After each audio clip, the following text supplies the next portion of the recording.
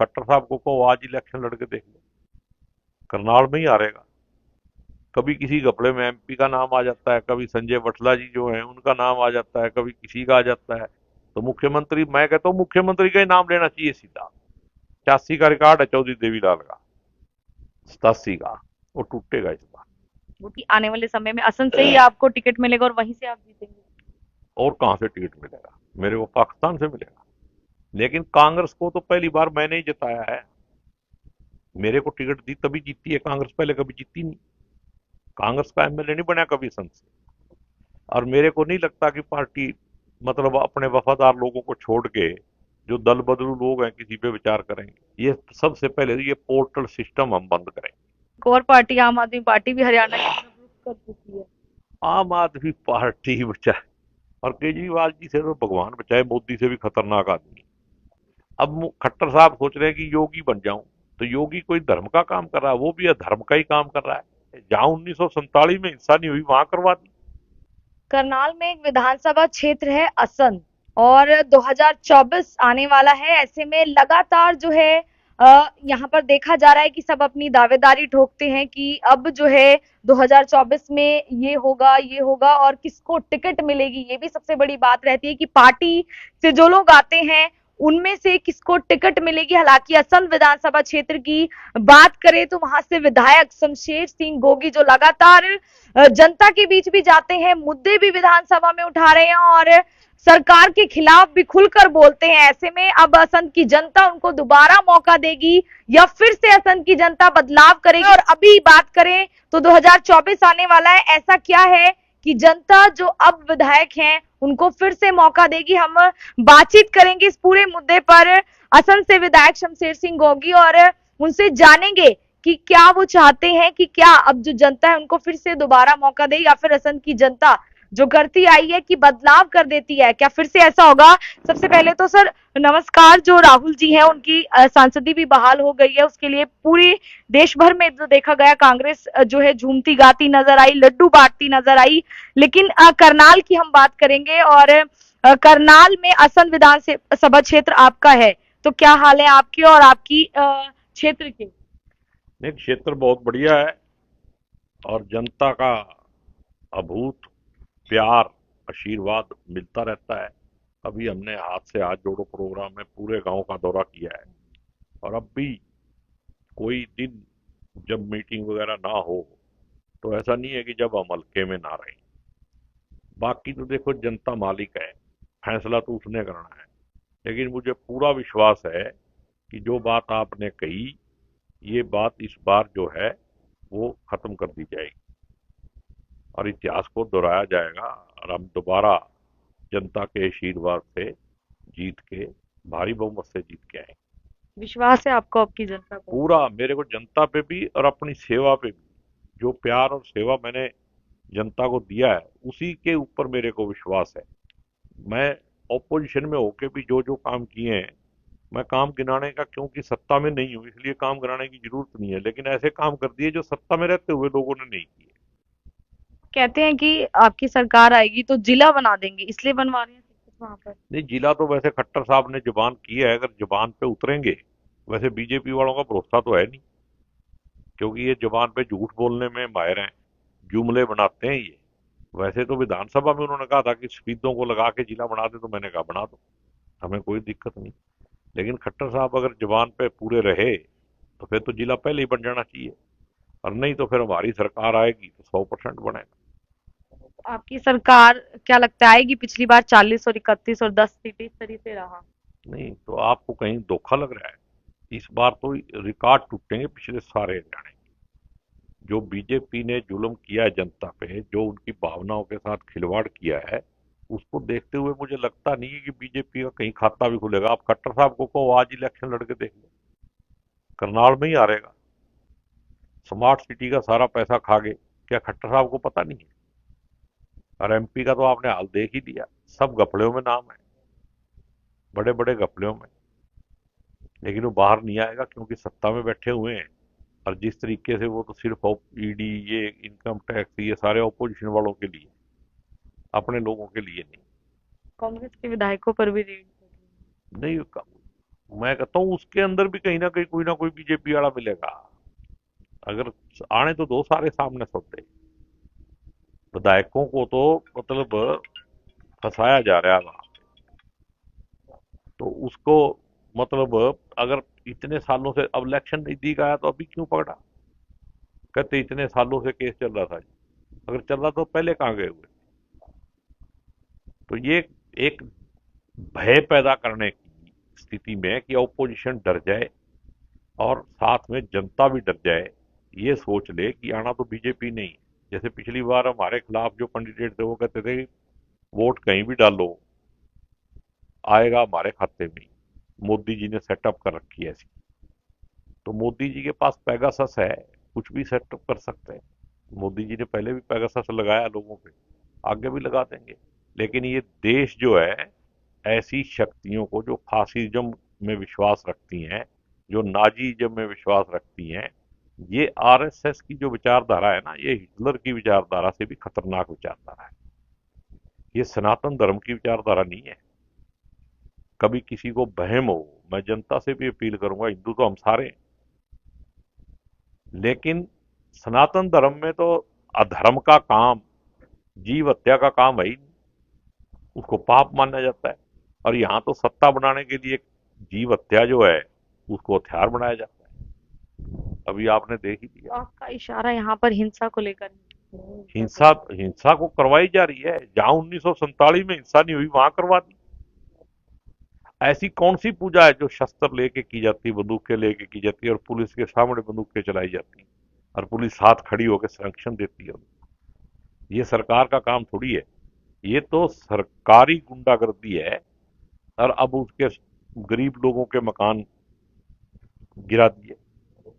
तो जिन्होंने मस्जिदें गिराई हैं, अगर इस देश में संविधान है, लोकतंत्र है, तो क्या उन पे भी एक्शन होगा कोई? लेकिन वहां जो लोग गए उनकी गाड़ियां जो जलाई गई और जो लोग जान बचाकर आए हैं, जो आम जनता थी वो इसमें कहीं ना कहीं पिसी है। मैं कहता हूँ आम जनता तो हमेशा ही पिसती है। ये तो स्वार्थ लीडरों का है, जिन्होंने सत्ता में बने रहना है। इसमें तो इमोशनली ब्लैकमेल किया जाता है जनता को, तो वो तो पिसेगी। जिन्होंने गाड़ियां जलाई हैं उसका भी तो कारण ढूंढना चाहिए पीछे से लेके आगे तक। और जिसने गलती की है उसके खिलाफ सख्त से सख्त कानून है ऑलरेडी। और यहाँ तो बिना कानून के ही बुलडोजर चला दिया। अब खट्टर साहब सोच रहे हैं कि योगी बन जाऊं। तो योगी कोई धर्म का काम कर रहा है? वो भी अधर्म का ही काम कर रहा है। पीले कपड़े पहनने से कोई धार्मिक थोड़ी हो जाता है। धार्मिक तो व्यवहार में होना चाहिए आदमी। और जो धार्मिक आदमी हो कभी भी दूसरे धर्म से नफरत नहीं करता। तो आपको लगता है योगी जी दूसरे धर्म से नफरत करते हैं? बिल्कुल करते हैं। सारी आरएसएस बीजेपी करती है। जो बीजेपी में बाद में रले हुए लोग हैं उनके बयान सुन लो, और जो कट्टर आरएसएस है उनके सुन लो। और इनके लोग हिंदू राष्ट्र की शपथ भी लेते हैं, संविधान की शपथ भी लेते हैं, उनके खिलाफ तो कोई कानून नहीं लागू होता। हेट स्पीच के कितने केस आपने सुने? अभी कल ही गुड़गांव में क्या हुआ है, कल परसों में वहां पंचायत करके हेट स्पीच दी जा रही है। मुकदमा दर्ज कर दिया, कभी कोई अरेस्ट हो गया तो मेरे को पकड़ लेना। तो ये सब बात हिंसा वगैरह की ठीक है, लेकिन आप इलेक्शन को लेकर क्या सोचते हैं कि आने वाले समय में असम से ही आपको टिकट मिलेगा और वहीं से आप जीतेंगे? और कहां से टिकट मिलेगा? मेरे को पाकिस्तान से मिलेगा। अच्छा, असंध का असंध ही रहने वाला चाहिए। हूं मैं। असंध से, असंध में मेरा, मैं पैदा वहां हुआ हूँ, उस मिट्टी में पैदा हुआ हूँ, तो वहीं से मिलेगा। क्या लगता है पार्टी किसी और नाम पे विचार तो नहीं कर सकती? पार्टी को अगर किसी भी नाम पे विचार करना हो तो पार्टी उसमें सक्षम है। लेकिन कांग्रेस को तो पहली बार मैंने ही जिताया है। मेरे को टिकट दी तभी जीती है कांग्रेस, पहले कभी जीती नहीं। कांग्रेस का एमएलए नहीं बना कभी संसद से। और मेरे को नहीं लगता कि पार्टी मतलब अपने वफादार लोगों को छोड़ के जो दल बदलू लोग हैं किसी पे विचार करेंगे। तो क्या लगता है जिस तरीके से अब कहीं न कहीं कांग्रेस की बात की जाए तो 2 गुट जो है साफ-साफ नज़र आते हैं, चाहे गुट कहे, चाहे अपना-अपना प्रतिनिधित्व करते हैं। लेकिन आप उसको कैसे देखते हैं? वो भारी पड़ सकता है 2024 को? देखो, गुट कांग्रेस में कोई नहीं है। किसी की हिम्मत नहीं है। एक ही गुट है और वो है राहुल गांधी का। और राहुल गांधी के खिलाफ जो जाएगा उसको मैं मानता हूं गुट। भाई नेता तो राहुल गांधी को मानते हैं, नीचे अपने लिए संघर्ष करते हैं कि अपनी जगह बना के रखनी है, अपने आप को स्थापित तो करना है ना।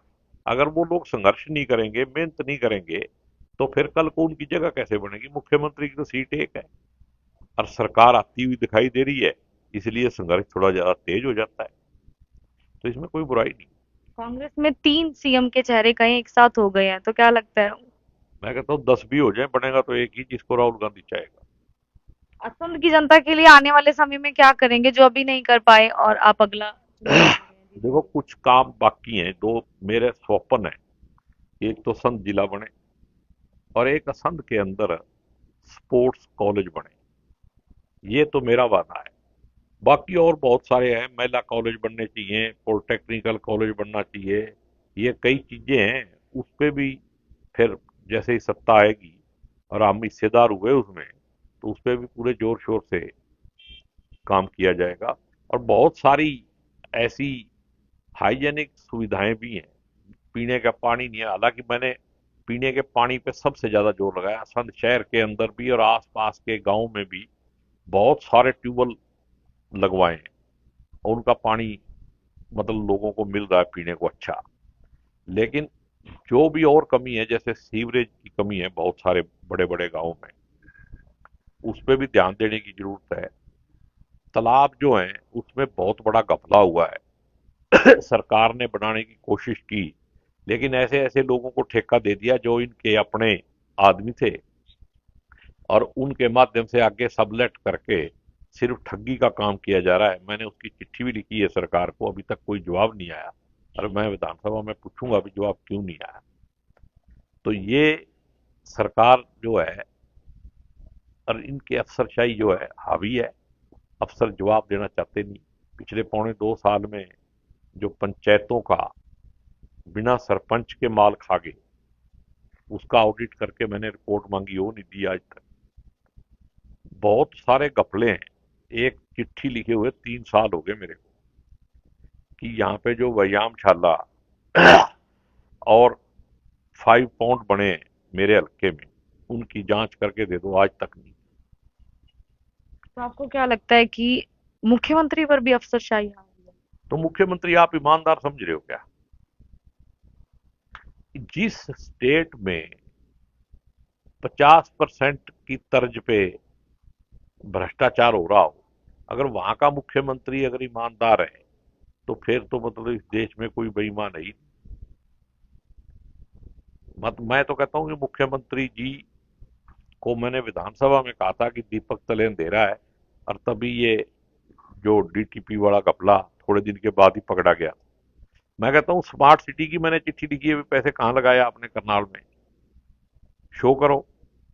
क्यों नहीं कोई जवाब रिप्लाई देते? कोई जवाब नहीं। तो मुख्यमंत्री अगर शामिल नहीं है, कभी किसी घपले में एमपी का नाम आ जाता है, कभी संजय बटला जी जो हैं उनका नाम आ जाता है, कभी किसी का आ जाता है, तो मुख्यमंत्री, मैं कहता हूँ मुख्यमंत्री का ही नाम लेना चाहिए सीधा।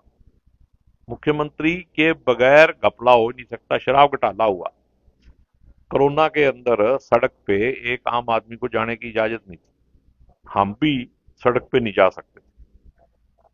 तो जब सरकार ही सड़क पे थी तो घपला भी सरकार ने किया होगा। तो अगर इंटेलिजेंस फेल हो गया तो मुख्यमंत्री बताए, और अगर इंटेलिजेंस ने खबर दी घपले की तो दबाई किसने, वो भी मुख्यमंत्री बताए। तो घपला करने वाले कौन है? दुष्यंत का तो वैसे ही नाम ले रहे हैं, मुख्यमंत्री है सब कुछ। वो भी उप मुख्यमंत्री। वो भी उप मुख्यमंत्री है, लेकिन दोनों का साझला काम है, लूट सरकार है, लूट गठबंधन है ना ये। क्या लगता है ये कोई, सरकार बनाने के लिए जुड़े थे और 2024 में भी ऐसा देखने को मिल सकता है? ये सरकार बनाने के लिए नहीं जुड़े थे, ये लूटने के लिए जुड़े थे। और लूट का जो है अंत हो गया, पाप का घड़ा भर चुका है, अब जनता इसको तोड़ देगी। तो क्या लगता है आने वाले समय में सीएम का चेहरा आप किसे देखते हैं कांग्रेस जी पार्टी मैं के तो तौर पे? देखो इस पार्टी का वफादार सिपाही हूँ, जिसको राहुल गांधी जी बढ़ाएंगे। पहले हमारे को एमएलए जिताने हैं।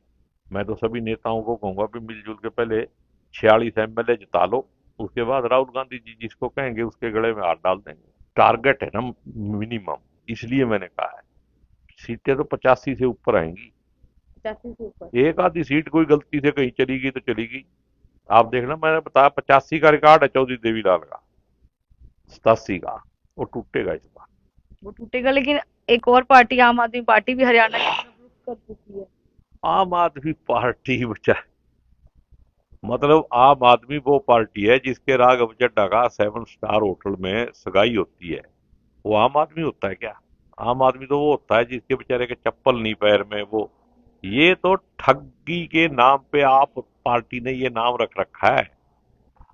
जितना पैसा लूटने का काम आम आदमी पार्टी ने पंजाब में किया है, और केजरीवाल जी से तो भगवान बचाए, मोदी से भी खतरनाक आदमी। मोदी से भी खतरनाक आदमी। मैं कह रहा हूँ, रिकॉर्ड पे कह रहा हूँ, जिस आदमी की वो आदमी है जो लक्ष्मी की और उसकी वोटों के लिए गुजरात में कह रहा था सिक्के पे फोटो लगा दो।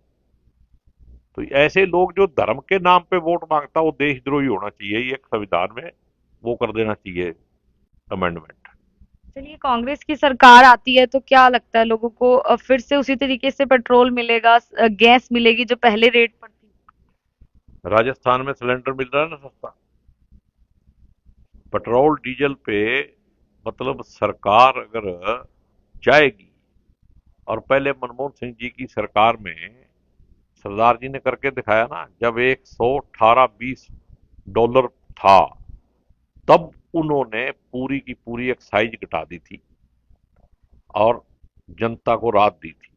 अब भी कांग्रेस की सरकार आएगी तो सबसे प्रमुख जनता को रखा जाएगा। जनता को राहत देना हमारा धर्म है और हम अपना धर्म निभाएंगे। बाकी की जो बातें पार्टी फैसला करके मैनिफेस्टो में लाएगी, वो ऐसे कहना ठीक नहीं है। मैं तो अपने इंडिविजुअल विचार दे सकता हूँ, और ये करना चाहिए, और जनता को ही प्रमुख रखा जाएगा। जैसे किसान है, किसानों की बहुत सारी समस्याएं हैं, और एमएसपी पे कांग्रेस की सरकार गौर करेगी, करना भी चाहिए। तभी किसान नहीं बचेगा तो देश भी नहीं बचेगा। जैसे आड़ती हैं, उनको 2.5% आड़त मिलती थी। खट्टर सरकार अपने आप को व्यापारियों का इमोशनली ब्लैकमेल करके इनके वोट ले लिए। धर्म का नाम ले, जाति का नाम ले, देश खतरे में है। आरएसएस की सरकार खुद कहती है कि देश में हिंदुओं को खतरा है, तो इसका मतलब आरएसएस से ही खतरा है ना। जब दूसरों की सरकार रही, जब तो हिंदुओं को कोई खतरा नहीं था। जब आरएसएस की सरकार आई विचारधारा की, उस विचारधारा से ही हिंदुओं को खतरा है, उससे ही बचना चाहिए। तो आड़तियों को इन्होंने 46 रुपये पे लिमिट कर दिया। वो जो 46 रुपये है, वो बदल के जो पुराना प्रावधान था उसको हम बहाल करने की स्थिति में होंगे, तो उसको बहाल किया जाएगा। तो अपनी जनता से कुछ कहना चाहते हैं, असंध की जनता से? आप असंध से ही चुनाव लड़ने वाले हैं, और भी लोग हैं जो वहां से दावेदारी ठोक रहे हैं। देखो, वहां तो दुनिया लड़ेगी इलेक्शन, ठीक है ना, और मैं भी लड़ूंगा। जनता भगवान का रूप है, जो भी फैसला करेगी, और मुझे पूरा विश्वास है कि जनता मेरे को आशीर्वाद देगी, पहले भी दिया है। और मैंने ऐसा कोई काम ही नहीं किया है कि जनता ये कहे कि भी इसने ये गलत काम किया है। मैंने तो सेवा की है, और लोगों से प्यार से सेवा की है। और अगर मेरे को सेवा करने का दोबारा मौका देंगे, तो मैं एक अच्छा सेवादार बन के दिखाने की कोशिश करूंगा, ना कि एक एमएलए बन के कमीशन एजेंट और बड़े बड़े महल और लोगों से लूट करना। मंथली वाला एमएलए नहीं बनूंगा। एक एक मुद्दा और चल रहा है बिजली को लेकर। आम आदमी पार्टी भी बिजली अभियान चला रही है, और दूसरी तरफ जो परिवर्तन यात्रा गुजर रही है करनाल से इस वक्त, और उनका कहना है कि ऐसा मीटर लगाएंगे, अभय चौटाला जी का कहना है कि ऐसा मीटर लगाएंगे जिसकी गरारी 500 पे अटक जाएगी, उससे ऊपर बिजली बिल ही नहीं आएगा। देखो, ऐसी वैसी बात मैं करता नहीं। मैं तो कहता हूँ जनता को बिजली मिलनी चाहिए, और जेन्युइन रेट पे मिलनी चाहिए। लूट बिजनेस नहीं सरकार को करना चाहिए। अब सरकार जो है, अगर 2.5 रुपये बिजली खरीद के 8.5 रुपये देगी, तो ये धंधा हो गया ना। तो धंधा नहीं करना चाहिए, लेकिन बिजली मिलनी चाहिए। लोगों को बिजली मिलती कहाँ है? पहले इन्होंने मेट्रो के कनेक्शन ही बंद कर दिए थे, अब दोबारा कह रहे हैं कि इलेक्शन आ गया तो अब मेट्रो शुरू कर रहे हैं। सबसे ज्यादा जरूरी है ये जो प्रॉपर्टी आईडी, ये जो परेशान परिवार परेशान पत्र है, ये सबसे पहले ये पोर्टल सिस्टम हम बंद करें, जिससे जनता परेशान है, और उसको सुविधा देंगे, और सिंगल विंडो सिस्टम बनाया जाएगा जहां से मतलब जनता को कहीं धक्के खाने की जरूरत नहीं है। और ये इतने इन्होंने पोर्टल बना दिए कि भ्रष्टाचार का अड्डा हर दफ्तर में खुला हुआ है। पहले ऑनलाइन अप्लाई करो, फिर जाओ तो कह जी ऑनलाइन नहीं, अब कागज लेके आओ, फिर ये कागज नहीं है। भाई ऑनलाइन अप्लाई करने का क्या मतलब है फिर, अगर ये करना है तो इस तरीके से ये सारा सिस्टम जो है इसको सही ढंग से लाया जाएगा, और एक ही जगह आप अप्लाई करो, हर दफ्तर का हर सिस्टम का वहीं से जवाब मिलेगा आपको, और टाइम बाउंड होगा। तो बिल्कुल असम से विधायक हैं और आप कह सकते हैं कि खुलकर विरोध करते हैं सरकार का और दमदार तरीके से अपनी बात भी रखते हैं। हालांकि फिर से अब जो है चुनाव असम से लड़ने वाले हैं। अब देखने वाली बात यह है कि 2024 में जो है क्या कुछ रहता है, क्योंकि असम में लगातार बदलाव देखने को मिला है। लेकिन जो विधायक जी है उनका कहना है कि इस बार जो है इतिहास दोहराया जाएगा, और कांग्रेस की अगर सीटों की बात कर रहे हैं तो 85 पार सीटें जो है कहा जा रहा है, हालांकि बीजेपी 75 पार कहती थी। तो ऐसे में इस पूरी बातचीत को लेकर आपका क्या कुछ कहना है वो भी जरूर बताएं, और आप कैसे देखते हैं किए गए काम को, और आने वाले समय में जो आप काम करवाना चाहते हैं वो भी जरूर बताइए। मैं आरती राणा से होगी अमन ग्रोवर के साथ, करनाल से आप सभी के साथ लाइव। धन्यवाद।